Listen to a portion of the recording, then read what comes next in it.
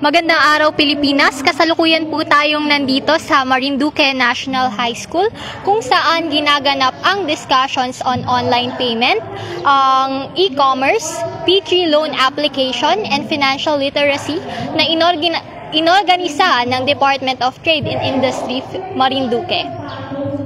At ang maya-maya ay ating masasaksihan ang pamamahagi ng livelihood kit sa mga 30 sari-sari store owners na nagmula sa bayan ng Mugbog, Buwak at Gasan.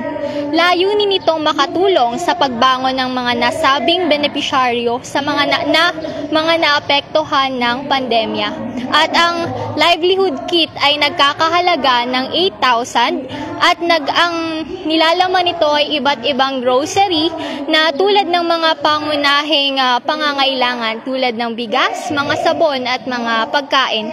At maya-maya rin lamang ay ating makakapanayam ang Provincial Director ng DTI Marinduque, Roniel Macatol. At para sa iba pang mga balita sa lalawigan ay sundan kami sa aming Facebook page at manatiling nakatutok sa Marinduque News Network.